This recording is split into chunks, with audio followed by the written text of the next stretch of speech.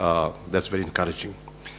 But the most interesting and the most encouraging piece of news is that after exchange of so many drafts and lots of squabbling, we have finally agreed. Pakistan and the European Union have finally agreed on a new strategic engagement plan.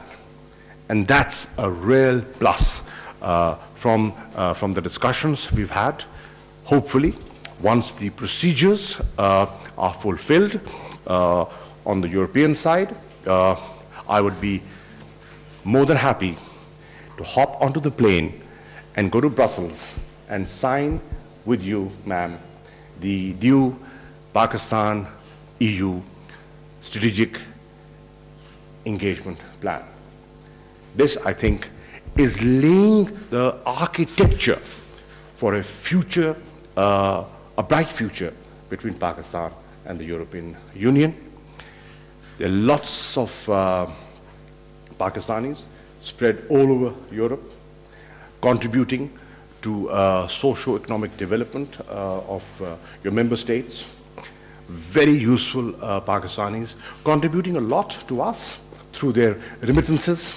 So we have a bridge between us that is generating goodwill, and we can build on that further. We also, in our discussions, I shared with the High Representative Pakistan's point of view and the steps that we have taken vis-a-vis FATF, how we intend to fulfill our obligations and political commitments to the international community.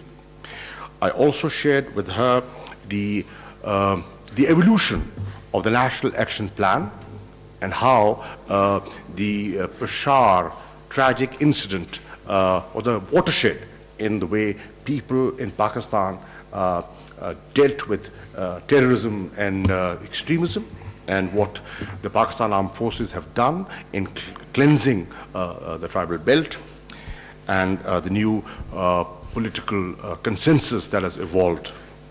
We also had a good discussion on the status of INGOs,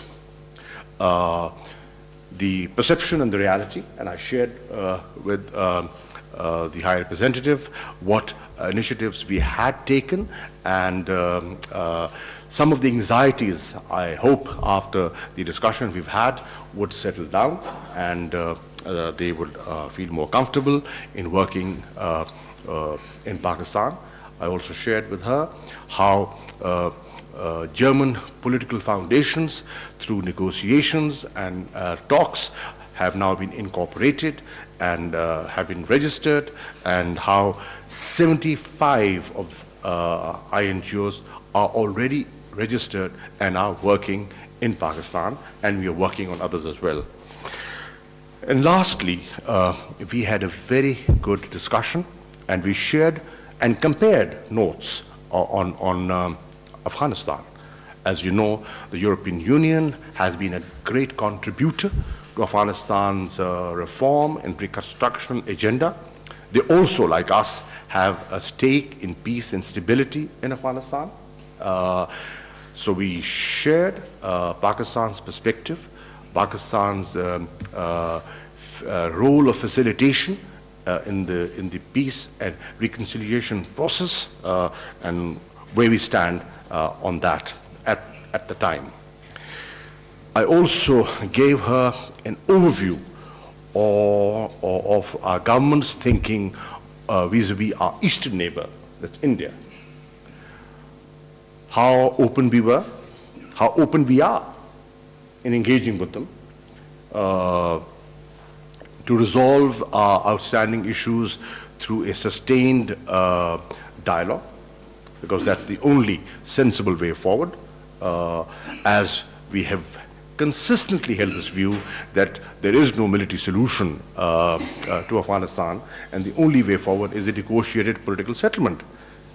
We are both convinced there is no solution to India and Pakistan but to talk and resolve issues through negotiations. can two atomic neighbors even think of going to war? It's madness. And Pakistan has demonstrated restraint, a measured response, and immediately after being aggressed upon, the steps we took to de-escalate. The world is not oblivious of the steps we have taken, the release of the captured pilot, immediate release of the captured pilot, the unilateral decision to send our High Commissioner back to Delhi, and the decision to re-establish the hotline between the military directorates. These are all steps towards de-escalation.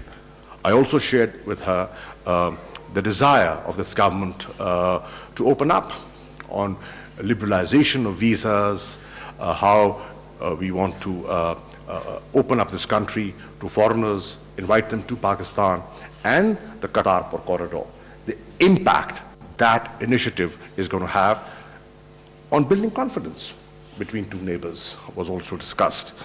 We also discussed Iran, and as you know, the Europeans and the European Union have a somewhat different perspective from the US on Iran. So we discussed the Iranian situation and how important Iran is for Pakistan, being our neighbor, and how important it is to achieve peace and stability in Afghanistan. So, ma'am, thank you for coming. I wish you could spend more time, but I hope there'll be more opportunities of interacting with you. For sure. Thank you very much for inviting and for receiving me with such a warm welcome and such a productive discussion we've had this morning.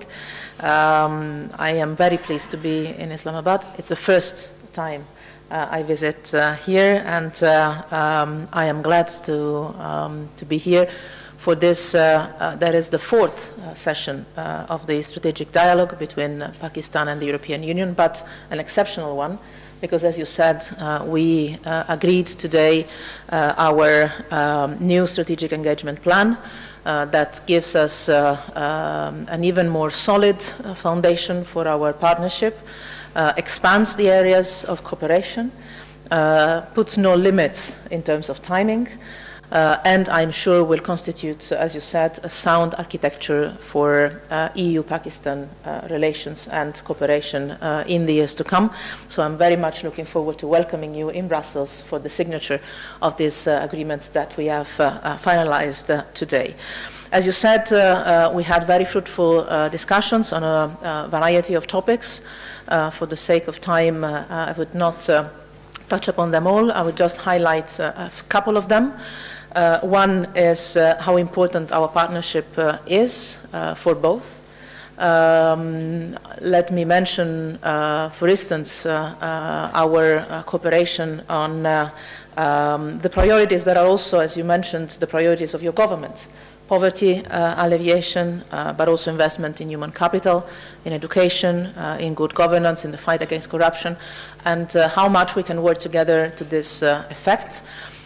Trade, for instance, with the European Union has doubled from Pakistan in the last few years. The European Union is now the first export market for Pakistan. And this is also thanks to the preferential access to the European Union's market that Pakistan is enjoying since 2014. And since it is enjoying this preferential access to our market, it's exactly linked to that the exports made by Pakistan to the European Union have doubled. This is linked to the implementation of a certain number of international conventions, is what we call the Generalized Scheme of Preferences Plus, and we've also discussed about the implementation of these international conventions that are namely linked to the promotion of human rights and also freedom of religion and belief, freedom of expression, the situation of women and the role of civil society in Pakistan. We've had good discussion, and I've noticed the strong political commitment of the minister and this government to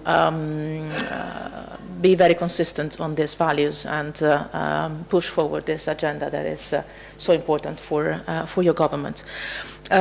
We have a very important partnership on many different fields, including, as you said, migration. We have a readmission agreement in place between Pakistan and the European Union. We agreed to intensify our common work to implement it efficiently, but also to manage together the migratory flows, but also to support Pakistan in its very generous hosting of so many Afghan refugees.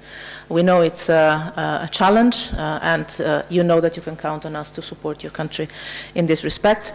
This brings me to one of the most relevant issues we have debated today, with a good convergence, I believe, our common support to the current Afghan peace talks, and we have discussed ways in which the European Union and Pakistan can effectively encourage and accompany a process of talks that could eventually lead to peace in Afghanistan that is so important both for Pakistan but also for the European Union.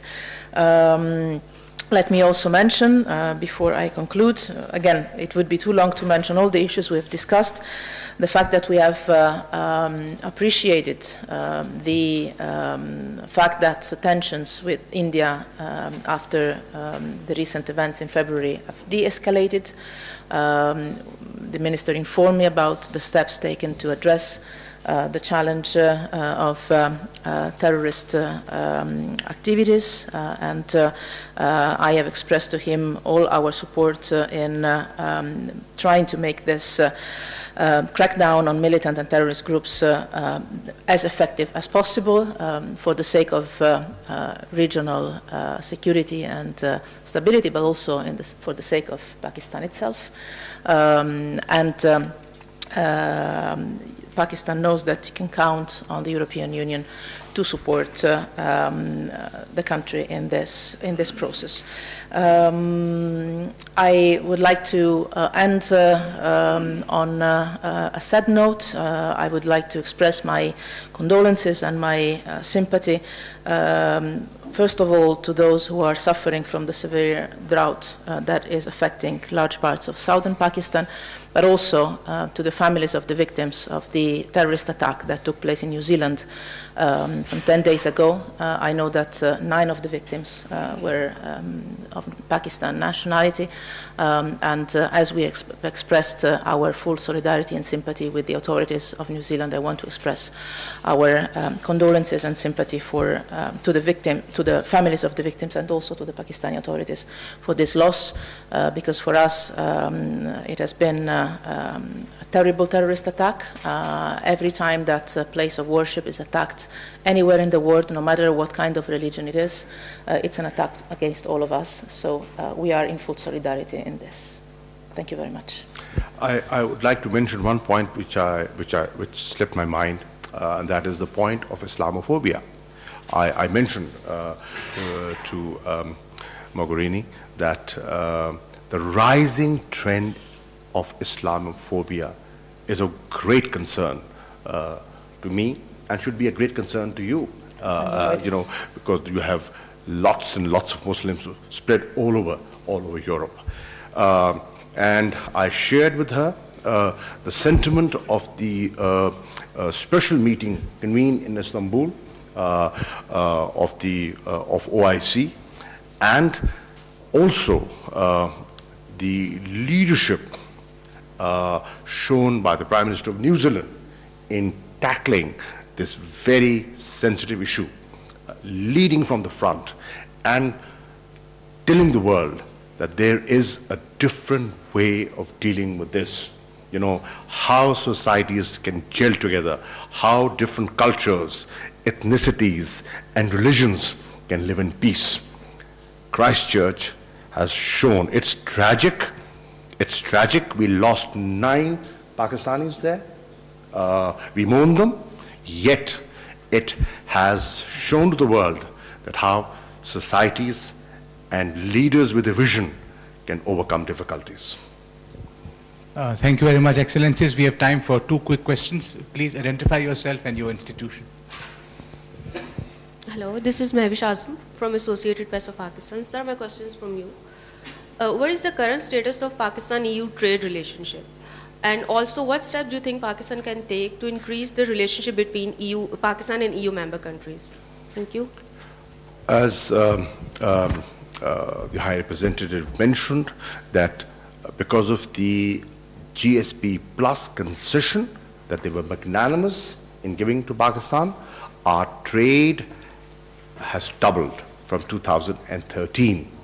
And we, in fact, have not been able to utilize the facility to its maximum because of our, domestic issues, and we did not have enough of an exportable surplus to throw up. But this government is very keen to enhance its exports and to fix the trade deficit. This facility is available to Pakistan till 2023, and the government lasts till 2023. The term lasts till 2023. So we are going to ensure that we utilize that facility to its maximum and increase as many exports and generate as many jobs as we can for Pakistanis, the youth of this country that needs employment. So trade is moving in the right direction, but there's a lot of potential.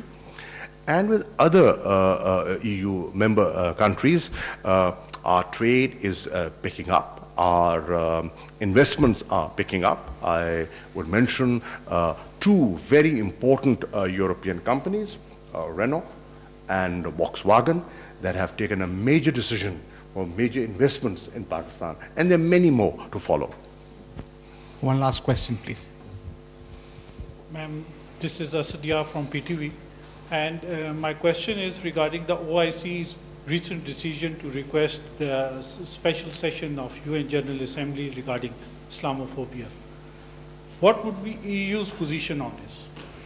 First of all, I want to fully share the words that the Minister said about the fact that the rise of Islamophobia is a threat for us all. It's a threat not only for Muslims, but also for our societies. Because the strength of our societies lies in their diversity, and whoever attacks the diversity of our societies attacks the entire society, not just one segment of it. This is why for the European Union institutions, for me personally, for all our member states, it is a priority to make sure that Islamophobia doesn't find any place in the European Union. This is why I fully share your words about the leadership shown by the Prime Minister of New Zealand in addressing the terrorist attack that took place 10 days ago there. And this is why the European Union was represented at the last meeting of the OIC to tackle Islamophobia. And obviously, we are more than willing to cooperate with our partners, not only in the OIC, but also in the UN framework, to make sure that not only Islamophobia, but any kind of attacks on anybody, especially on the basis of his or her religion or belief or non-religion, finds no place in our world. So we will be consistent in working together with single countries, with the OIC, in the UN framework, to make sure that this doesn't happen, as well as to make sure that no person, no man, no women can be discriminated against or under attack for anything that is related to its identity, his or her identity, his or her religion or belief, or his or her background of any kind. This is the nature of the European Union identity. This is our DNA, and we will do our best together with our partners in the world to make sure that these values are protected in the world. That would be all. Thank you very much, everyone. Thank you.